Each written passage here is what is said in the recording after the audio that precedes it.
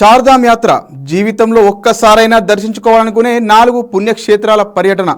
పవిత్ర నదులుగా పిలిచే గంగా యమునల జన్మస్థానాలైన గంగోత్రి, యమునోత్రి, పరమేశ్వరుడు జ్యోతిర్లింగంగా దర్శనమిచ్చే కేదార్నాథ్, మహావిష్ణువు తపస్సు చేసిన దేవభూమిగా ప్రసిద్ధి పొందిన బద్రీనాథుల సమాహారమే చార్ధామ్ యాత్ర.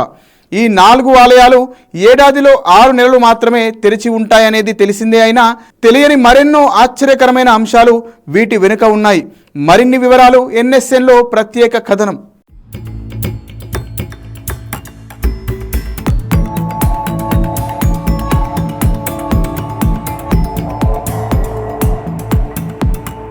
వెండి వెలుగులతో మెరిసే మంచు శిఖరాలు, కొండల నుంచి జాలువారే జలపాతాలు, భగవన్నుని స్మరిస్తూ సాగే భక్తులు, ఇలా ప్రకృతి రమణీయత, ఆధ్యాత్మిక శోభ ఒకే చోట కనిపిస్తూ అలౌకికమైన ఆనందాన్ని కలిగిస్తుంది చార్ధామ్ యాత్ర. ఉత్తరాఖండ్లోని ఈ 4 ఆలయ ద్వారాలు తెరిచే సమయం కోసం ప్రపంచవ్యాప్తంగా వేలాది భక్తులు ఆతృతగా ఎదురుచూస్తారు.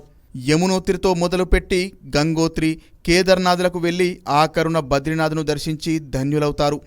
ఏటా వేసవిలో తెరిచే ఈ ఆలయాన్ని 6 నెలలయ్యాక మూసేస్తారు. అప్పుడు దేవతామూర్తులను ఇతర ప్రాంతాల్లో ఉంచి మళ్ళీ ఏప్రిల్, మే నాటికి తీసుకొస్తారు.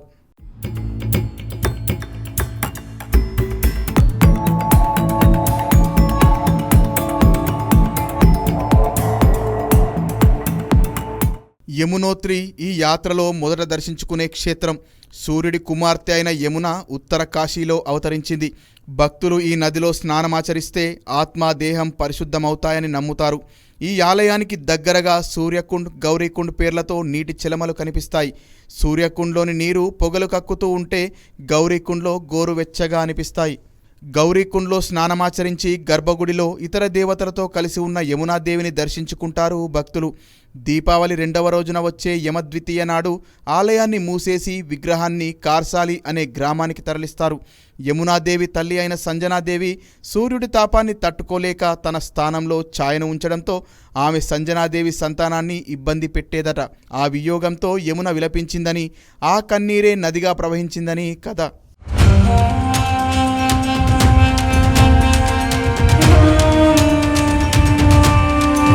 గంగానదిలో స్నానమాచరిస్తే పాపాలు తొలగిపోతాయని అంటారు. చనిపోయిన వారి అస్థికలను గంగానదిలో కలిపేందుకు వారణాసి, గయా, ప్రయాగలతో పాటు ఇతర గంగా తీర్థాలకు చేరుకుంటారు.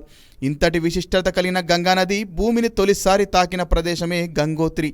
భగీరథుడు తన పూర్వీకుల పాపాలను నిర్మూలించే క్రమంలో గంగను భూమి మీదకు రప్పించేందుకు తపస్సు చేయడంతో గంగాదేవి నదీ రూపాన్ని దాల్చింది. ఆ ప్రవాహ ఉధృతాన్ని అదుపు చేసేందుకు పరమేశ్వరుడు తన జటాజూటాన్ని అడ్డుపెట్టి తరువాత గంగానదిని వదిలాడంట.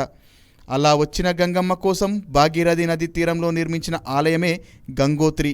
ఇక్కడ గర్భగుడిలో గంగాదేవితో పాటు సరస్వతి, అన్నపూర్ణ, భగీరథుడు తదితర విగ్రహాలుంటాయి. గంగాదేవి దర్శనానంతరం సమీపాన ఉన్న భగీరథ శిలని, భైరవనాథ్ ఆలయాన్ని, రిషికుండ్ని చూసి తన్మయులవుతారు. ఈ గుడిని దీపావళి తర్వాత మూసేసి ముగ్బా అనే గ్రామానికి దేవి విగ్రహాన్ని చేరవేస్తారు.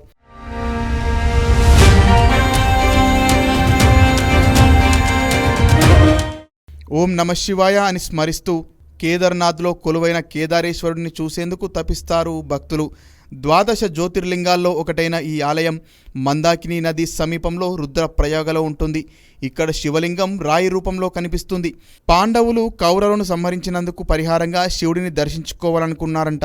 అది ఇష్టపడని పరమేశ్వరుడు ఎద్దు రూపంలోకి మారి ఈ ప్రాంతంలోనే ఓ కొండపైన దాక్కున్నాడట. అయితే భీముడు ఆ ఎద్దు తోకను పట్టుకొని తన సోదరుల చెంతకు తీసుకెళ్లాలనుకున్నాడు. ఆ పనికి ప్రాయశ్చిత్తంగా పాండవులు ఇక్కడ ఆలయాన్ని నిర్మించారు. తరువాత ఈ ఆలయాన్ని పునరుద్ధరించిన జగద్గురువు ఆదిశంకరాచార్యులు ఇక్కడే తన దేహాన్ని విడిచాడు. ఈ ఆలయానికి పూజారిగా వ్యవహరించే రావల్ది కర్ణాటకకు చెందిన వీరశైవ కుటుంబ నేపథ్యం. కార్తీక పౌర్ణమి తరువాత దీన్ని మూసేసి స్వామిని ఉక్కీమఠ్కు తరలిస్తారు.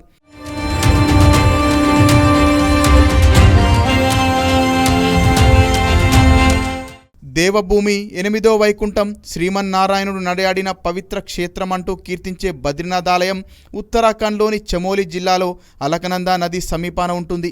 శ్రీ మహావిష్ణువు బద్రీనారాయణుడి రూపంలో పూజలు అందుకుంటున్న ఈ ఆనంద నిలయాన్ని మానవులు 6 నెలలు, దేవతలు 6 నెలలు దర్శించుకుంటారట. ఇక్కడ పూజారిగా కేరళకు చెందిన నమ్మూద్రి కుటుంబానికి చెందిన బ్రాహ్మణుడినే నియమిస్తారు. ఇక తలుపులు మూసే రోజున అఖండ దీపాన్ని వెలిగించి పూలు ఉంచుతారు. విగ్రహాన్ని జోషిమఠ్లో ఉన్న నరసింహాలయానికి చేరుస్తారు. గుడి తెరిచే సమయానికి అఖండ దీపం వెలగడం, పూలు తాజాగా ఉండడాన్ని చూడొచ్చు.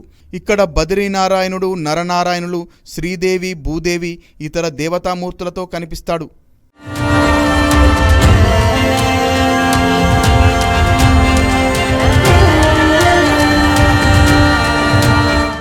విష్ణుమూర్తి ఈ ప్రాంతంలో బదరీ వృక్షం కింద తపస్సు చేయడంతో ఈ ప్రాంతానికి, స్వామికి ఆ పేరు వచ్చింది.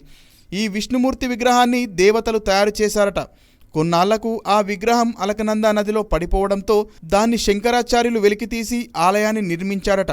భక్తులు ముందుగా తప్తకుండు పేరుతో ఉండే వేడి నీటి కొలనులో స్నానమాచరిస్తారు. అలాగే బ్రహ్మకపాల తీర్థంలో పితృదేవతలకు శ్రద్ధ కర్మలను నిర్వహించవచ్చు. వసుధార జలపాతంతో పాటు నారద తీర్థం వంటి వాటిని దర్శించుకొని పరవశిస్తారు భక్తులు. ఈ చార్ధామ్ను దర్శించుకోవాలనుకునే భక్తులు ముందుగా ఉత్తరాఖండ్ రాష్ట్ర వెబ్సైట్లో వివరాలను నమోదు చేసుకోవాలి. ఇక్కడకు వెళ్లేవారు మార్గమధ్యంలో బస చేసే టెంట్లను అద్దెకు ఇస్తారు. ప్యాకేజీల ద్వారాను ఈ 4 ఆలయాలను దర్శించుకోవచ్చు.